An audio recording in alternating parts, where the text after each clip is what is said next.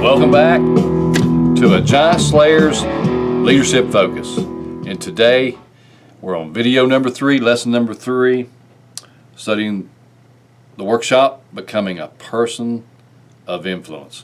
Now, we're in the middle of a mastermind study with this, and there's 10 powerful lessons in here. Great book. You need to get this book. It's a foundational personal growth and leadership book that you can't miss. You want to get these 10 lessons. All right, in lesson number 1, in the introduction, we talked about what influence was and why we need to raise our influence and become a better influencer, because influence is leadership. Leadership is influence, nothing more, nothing less. And we talked about how there was a myth about position and title, and how that sometimes we think that makes us a leader, but if we're not influencing people, we're not really leading them. We might be bossing them around, giving directions, but we're not moving them in a positive direction and sustainable growth, then we're not really influencing. So lesson number 2 was chapter number 1, integrity. And we talked about wholeness and completeness is what integrity really is, being honest in those areas of our life that matter. And each one of us have areas of our life that are important to us and to those around us that we're influencing. We have relationships, our faith, our finances, our health. We have all these different areas, and if we have a breach in these areas, it can actually cause us to shipwreck the rest of our life. So we need to check ourselves periodically. So I left you 10 questions on the blog on video number 2. So go back and answer those questions for yourself.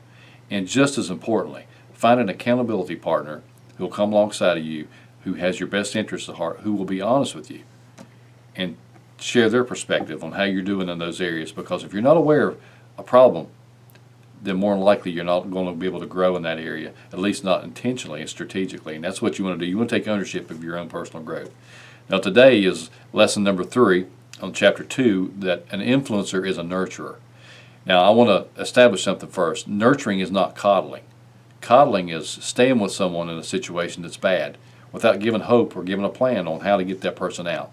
And we can become stuck there with that person ourselves and become codependent on that person's misery and our ability to help them hold that misery up, and keeps us trapped there too. So a nurturer provides a way out. All right, now a nurturer loves and cares for people. Now think about it. If someone doesn't care about you, do you really care about what they say?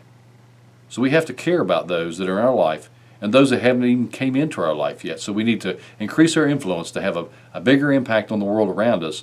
We need to look at our relationships we have now and make sure that those who we say we care about, that we truly show that we care about, so we can have a positive influence in their life.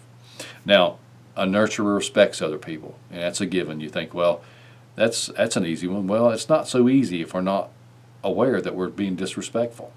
Now, we know what it feels like to be disrespected.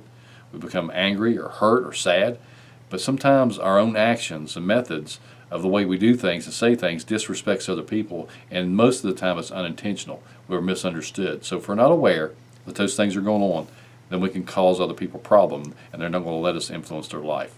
Now, a leader provides a sense of security, and I call this CAS, calm, assertive energy.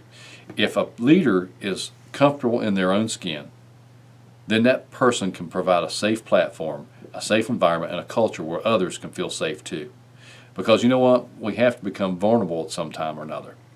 And a nurturer understands that and allows that person a safe zone so that they can open up and share and help that person along.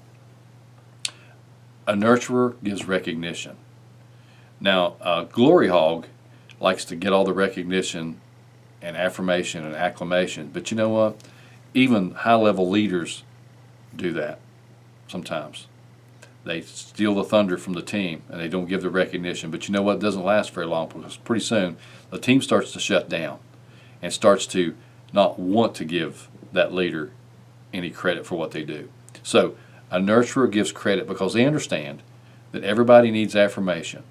And a leader, and a mature leader and an influencer, understands that their sense of self-worth no longer comes by the opinion of others, but there are still people that's growing.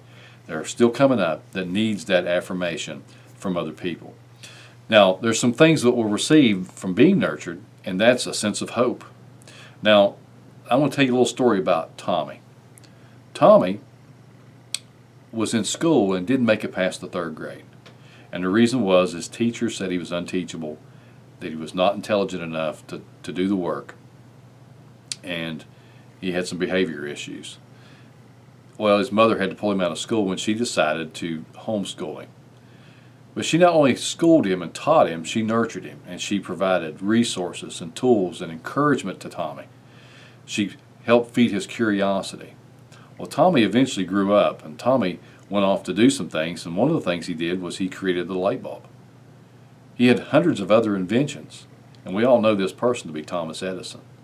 Now, if Thomas Edison needed nurturing, we all needed nurturing, because Thomas Edison was brilliant, and Thomas Edison was tenacious, and he never gave up, and he did so many things for us that we're still enjoying today. But he had someone in his life that nurtured him. Now, I want to ask you, are there some people in your life that need nurtured? Now, think about it. Maybe you still need nurtured. Maybe you need to find a mentor or a teacher that you trust so that you can have that positive influence and continue to grow. But along the way, realize that there's others coming beside you or behind you that need to be nurtured.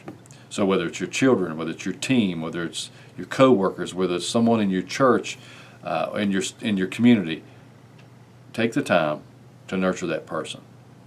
So tune in next time for lesson number 4, which is an influencer has faith in people. But go to my website, GiantSlayerConsultants.com, subscribe to my free newsletter, get the 10 questions I just mentioned. It's in lesson number 2, and I'll see you next time on lesson number 4. Until then, be a positive influencer in someone's life today. Let them know that they matter. Thank you. Have a great week.